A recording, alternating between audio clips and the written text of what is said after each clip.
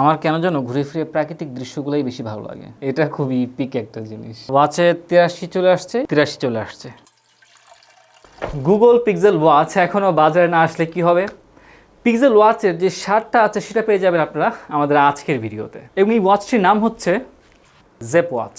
এখন দুইটা ওয়াচ কিন্তু একরকম। প্রশ্ন হচ্ছে কে কাকে কপি করছে। আমরা যদি জেপ ওয়াচের দিকে তাকাই তাহলে দেখতে পাই 2020 সালের অগস্ট মাসে কিন্তু এটা রিলিজ হয়েছে। অন্যদিকে যে গুগল পিক্সেল ওয়াচটা আছে সেটা ঘোষণা করেছে এই বছরের মে মাসে এবং ডেমোটাও এই মে মাসেই ছাড়া হয়েছে। তাহলে প্রশ্ন আসে আসলে কে কাকে কপি করলো?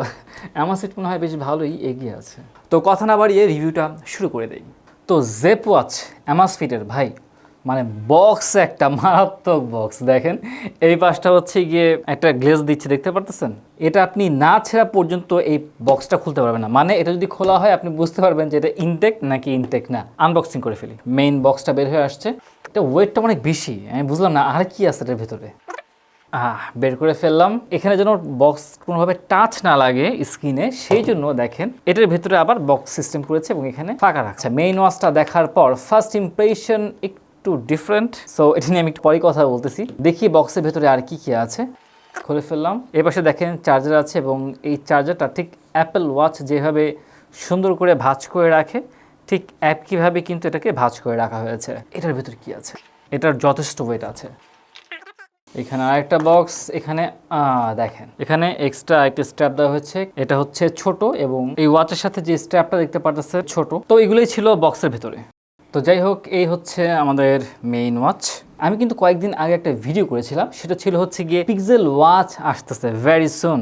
গুগলের সেই পিক্সেল ওয়াচটার কথা মনে আছে, যেটা গুগল দেখিয়েছিল এবং এটা দেখতে কিন্তু হুবহু গুগল পিক্সেলের কপি। ব্যাক সাইড বলেন, ফ্রন্ট সাইড বলেন, মারাত্মক অবস্থা। এবং আমি এটার টিভিসিটা দেখলাম ওদের ওয়েবসাইট এবং ভেতরে দেখেও আমার টোটালি গুগল পিক্সেলের মতোই মনে হয়েছে। এটা ধরার পরে আমার ফার্স্ট ফিলিংসটা কি? হ্যাঁ, এটা দেখতে খুবই গর্জিয়াস, ক্লাসি একটা লুক আছে, খুবই প্রিমিয়াম একটা ফিল পাবেন এবং অনেকটা ফিউচার টেকের মতো ডিজাইন করা হয়েছে। তো এই জিনিসটা আমার কাছে খুব ভালো লাগলেও এই যে স্ট্র্যাপটা আছে, স্ট্র্যাপটা আমার কাছে ভালো লাগে নাই। যদিও এটা লেদারের স্ট্র্যাপ খুবই ভালো, কিন্তু কেন যেন এটা ওয়েল ফিনিশিং আমার কাছে মনে হচ্ছে না। যাই হোক, যদি আমরা ব্যাকলস দেখি, ব্যাকলসটা খুবই সুন্দর করেছে। যদি এখানে কোনো ব্র্যান্ডিং থাকতো তাহলে আমার মনে হয় একটু বেশি ভালো হতো। তো মূল বিষয় হচ্ছে গিয়ে এটা চমৎকার একটা স্মার্ট ওয়াচ, খুবই সিম্পল। তো আমি একটু পরেটা হাতে পরে দেখাবো, তার আগে চলুন আমরা এটাকে টার্ন অন করি। খুবই সুন্দর করে কিন্তু ডিসপ্লেটা চলে আসছে। তো প্রথমে আমাকে অ্যাপ ইনস্টল করতে হবে। আপনারা এটা স্ক্যান করে অ্যাপ ইনস্টল করবেন, সেটাই সব থেকে ভালো হয়। তো জেপ অ্যাপ ইনস্টল করেছি।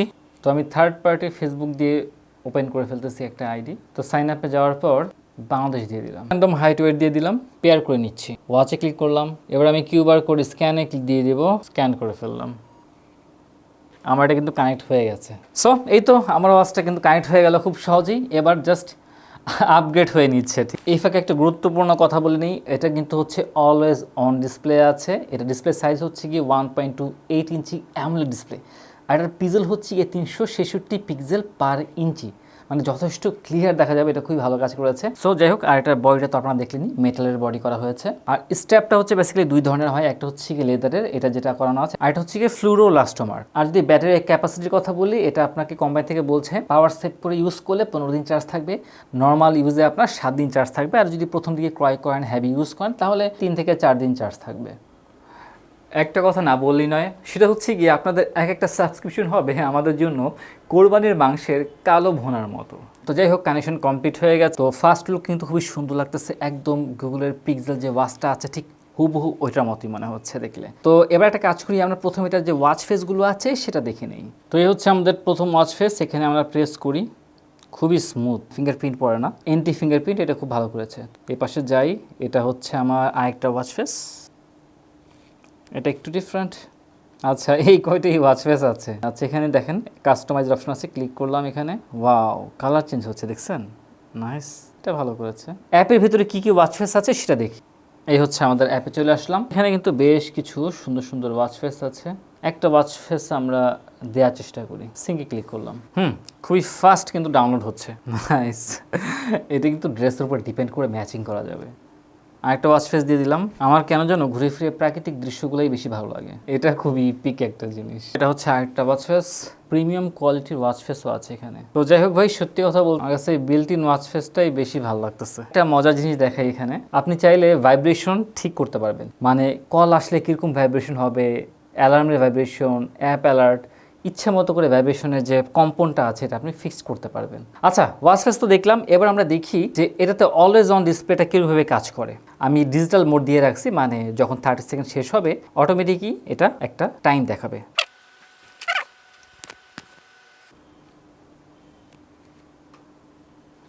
এই হচ্ছে অলওয়েজ অন ডিসপ্লে। এবার আমি একটু ওয়াচ নিয়ে ঘাটাঘাটি করি। আমি উপর থেকে নিচে সোয়াপ করলাম, সোয়াপ করে দেখেন প্রচুর ফাংশন দেওয়া আছে, থিয়েটার মোড আছে, ভাইব্রেশন আছে, আপনি লক করে রাখতে পারবেন, টর্চ লাইট আছে। এখানে একটা জিনিস ভালো লাগছে, এটা হচ্ছে গিয়ে আপনি ব্রাইটনেসটা অটো করতে পারবেন, মানে আপনার ওয়াচ যতটুকু দরকার হবে সে ততটুকু নিয়ে রাখছে, দেখছেন? এটা সেন্সর আছে, অ্যাম্বিয়েন্ট লাইট সেন্সর, সেটার মাধ্যমে সে ফিক্স করে দিচ্ছে। এইগুলো ছাড়াও আরও আপনি শর্টকাটে বেসিক ফাংশনগুলো এখানে নিয়ে আসতে পারবেন। এবার আমি রাইট থেকে লেফটে সোয়াপ করি, এখানে উইজেটগুলো আছে সব, অডিও প্লেয়ার আছে।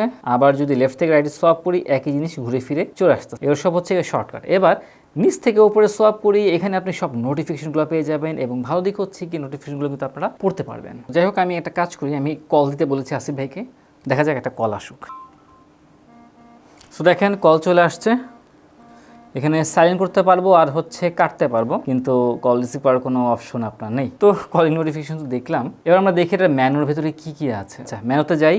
ম্যানুতে স্ট্রেস মেজারমেন্ট করতে পারবেন আপনি, এখন কি অবস্থা মনের, পাই হেলথ অ্যাসেসমেন্ট আছে, হার্ট রেট আছে, অক্সিমিটার আছে, এই দুটো আমরা অবশ্যই মাপবো। এখানে আপনার মোট 11টা স্পোর্টস মোড পাবেন। যদি আমি এডিটে যাই, অ্যাড মোড ওয়ার্কআউটে যাই, তাহলে সেখানে গেলে আপনি পেয়ে যাচ্ছেন 87টা স্পোর্টস মোড। চমৎকার। সো অ্যাক্টিভিটিস দেখতে পাচ্ছেন, অ্যাক্টিভিটিস গোল কি হচ্ছে, ওয়েদারের অবস্থা কি বর্তমানে, এটাও দেখতে পারলেন। আপনার মোবাইলে অডিও প্লে করতে পারবেন, অ্যালার্ম দেওয়া আছে, সবগুলোর ভিজুয়ালগুলো বেশ সুন্দর করেছে। টু ডু লিস্ট আছে, এবার উইজেট আছে, উইজেটের ভিতরে দেখেন কম্পাস আছে, এটা খুব ভালো কাজ করেছে। আমি একটু দেখি,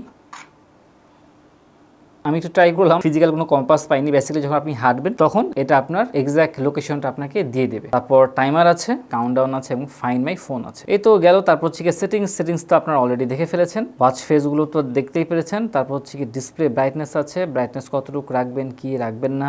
আপনার 30 সেকেন্ড অন থাকছে।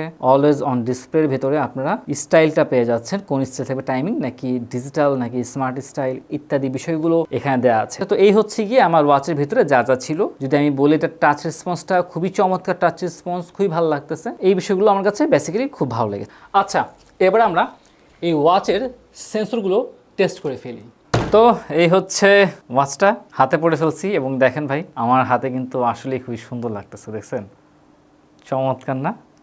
মানে মারাত্মক একটা জিনিস। দেখেন বেল্টের যে পিছন সাইডটা দেখতেছেন, এটাই কিন্তু ফিনিশিংটা বেশ ভালো হয়েছে। বেল্টের স্ট্র্যাপটা ছোটো হওয়ার কারণে অতিরিক্ত কিছু বেরিয়ে আসে নাই। তারপরে দেখেন যখন আমি এদিকে দিচ্ছি আমার অলওয়েজ ডিসপ্লে অনে চলে যাচ্ছে, আবার সাথে সাথেই খুব দ্রুত চেঞ্জ হচ্ছে, ঠিক খুবই প্রিমিয়াম একটা লুক আসতেছে। এখানে হার্ট রেট সেন্সরে আমি চলে গেলাম। সো এখানে 94 আছে, মেশিনে আছে 91। আমার ওয়াচে 83 চলে আসছে, এবং মেশিনেরটা 83 চলে আসছে। আর যেটা খেয়াল করলাম, মেশিনের আগে এটাতে রেসপন্স দিতেছে। অক্সিমিটারটা টেস্ট করি। আচ্ছা, রেজাল্ট দিয়ে দিয়েছে, এবং এটাতে দেখাচ্ছে 95%, মেশিনে দেখাচ্ছে 97%। একটু আগে একটু কম ছিল মেশিনে, এই মাত্র বেড়ে গেছে। সেন্সরটা ভালো। সেন্সর যখন আমি ফার্স্ট টাইম ক্যামেরা ধরেছিলাম তখন দেখেনি, আমাকে আমার ফেসের সামনে এইভাবে করে আনতে হয়েছিল, তারপর এটা সেন্সরটা আমি ঠিক পেয়েছি। তবে একটা গুরুত্বপূর্ণ কথা বলে রাখি, এটা কিন্তু আপনার 5 ATM, অর্থাৎ 50 মিটার পানি নিচে গেলেও পানি ঢুকবে না। তো চলুন এবার আমরা এই ওয়াচটার পানি পরীক্ষা করে ফেলি। তবে একটা কথা খুবই গুরুত্বপূর্ণ, এটা হচ্ছে কি ভাই 13,500 টাকা দাম একটা ওয়াচ, এটাতে যদি কিছু সমস্যা হয় তাহলে একটু ভালো বিপদই আছে, ঠিক আছে? তো যাই হোক, পানিটা ঢেলে দিচ্ছি। বিসমিল্লাহির রহমানির রহিম। লেদারের স্ট্র্যাপ তো, পানিটা আসলে একটু ক্ষতিকর লেদারের জন্য। তো কিছু সময় থাকুক এটা, তারপর আমরা দেখতেছি।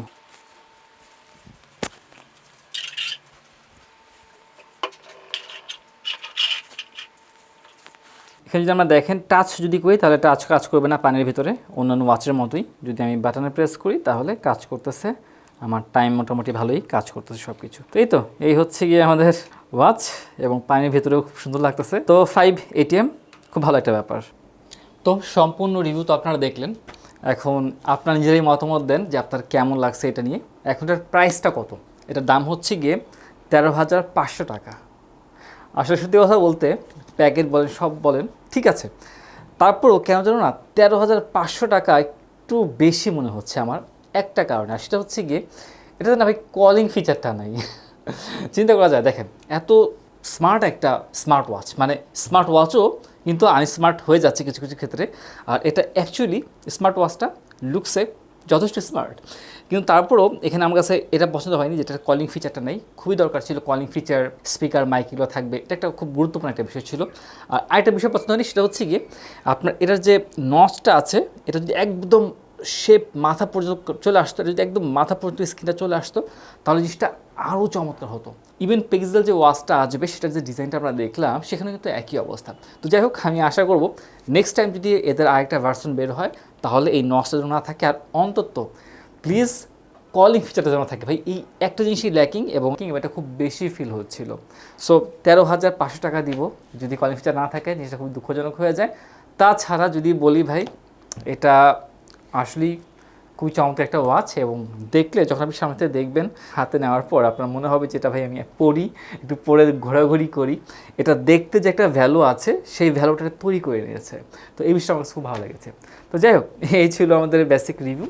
এই ওয়াচটার ব্যাপারে আপনাদের মতামতটা কি অবশ্যই কমেন্ট সেকশনে জানিয়ে দেবেন। আর যদি এটা ক্রয় করতে চান তাহলে অবশ্যই TechDen যে শপটা আছে সেখানে কিন্তু গেলেই পেয়ে যাবেন। সবাই ভালো থাকবেন, সুস্থ থাকবেন। আসসালামু আলাইকুম রহমতুল্লাহি ওয়া বারাকাতুহু।